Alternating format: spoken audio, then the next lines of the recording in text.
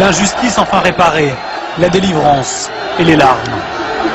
On l'a mérité, ils nous ont tout fait, mais on est qualifiés pour l'Algérie et pour le monde du sport, pas pour les salauds.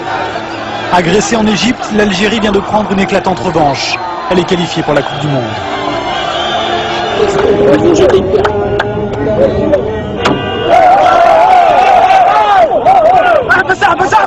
Samedi soir au Caire, après match, l'Égypte vient de forcer l'Algérie à un match d'appui.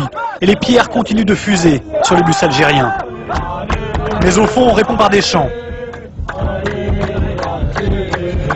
L'ultime décision se fera loin d'ici, au Soudan. Pays neutre et plein d'espérance pour les Fennecs d'Algérie.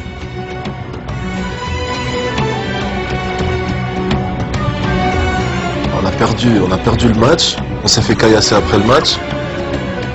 Qu'est-ce qui serait passé si on l'avait remporté? Maintenant, on a réussi à sortir de ce pays presque sain et sauf. Et quand on a posé un pied ici, au Soudan, et qu'on a vu tous les Soudanais, plein de Soudanais nous attendre, avec pas mal d'Algériens aussi, on s'est senti comme si on était que la prise d'otage était finie en fait. Changer d'air a libéré les Fennecs. Terminer l'hôtel bunker du Caire.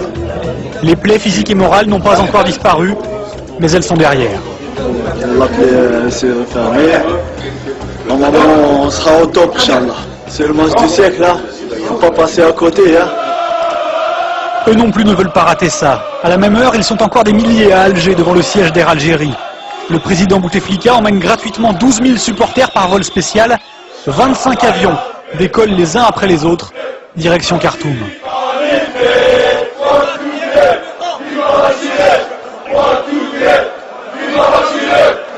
D'Alger, de Paris aussi, la colonie algérienne arrive des quatre coins du globe, avec ou sans billet pour assister au match. Des milliers de kilomètres, j'espère qu'on aura au moins des billets pour assister au match. On vient de la France, on vient d'Algérie, on veut des billets pour regarder le match.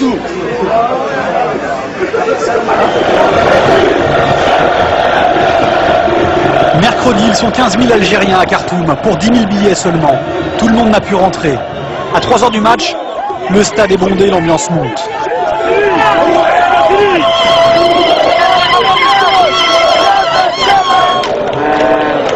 Un stade méticuleusement divisé en deux. Supporters, journalistes, vestiaires algériens d'un côté, les Égyptiens de l'autre. Image insolite et presque troublante. Les joueurs arrivent sur la pelouse, chacun de leur côté. Ultime réponse aux provocations, les Algériens tournent le dos à leur adversaire pour chanter leur hymne. Le ton est donné. Il leur faudra ensuite 40 minutes pour trouver la faille et le reste de la soirée pour savourer ce but qui les propulse au paradis.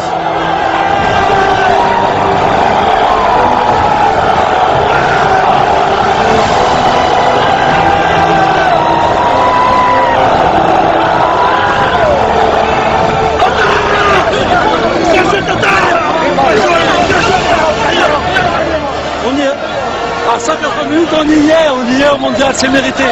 Après ce qu'ils nous ont fait, c'est rien ça, c'est rien par rapport à ce qui se passe. C'est rien. Vive l'Algérie!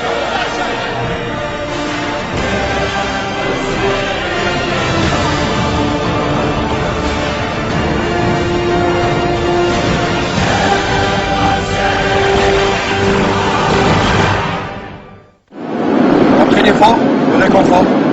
Hier matin dans l'avion, derniers instants de répit avant le retour triomphal en Algérie. Ça sent la maison. Je pense qu'on s'attend à un accueil merveilleux. Non, ça va être la surprise. On sait que le public il doit être présent. Maintenant, ça va être une grosse surprise pour nous. Bon, on va profiter de ces moments parce que c'est des moments uniques.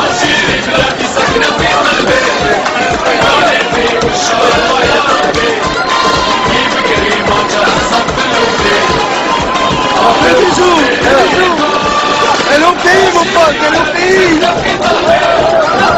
Fanfare, fleurs et tapis rouges. L'Algérie n'a pas encore gagné la Coupe du Monde, mais c'est tout comme. Ouais,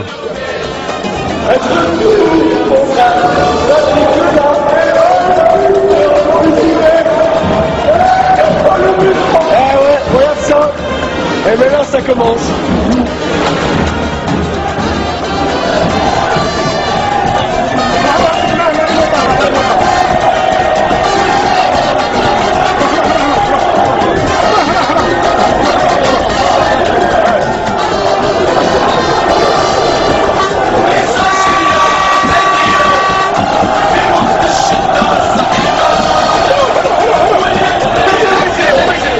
Il faudra 3 heures pour effectuer les 15 km entre l'aéroport et Alger.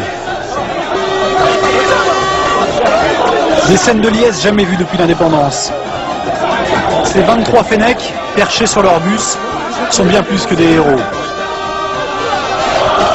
Des martyrs bientôt reçus en grande pompe par le président de la République. Dernier honneur avant de pouvoir réaliser enfin que l'Algérie est 24 ans après de retour en Coupe du Monde.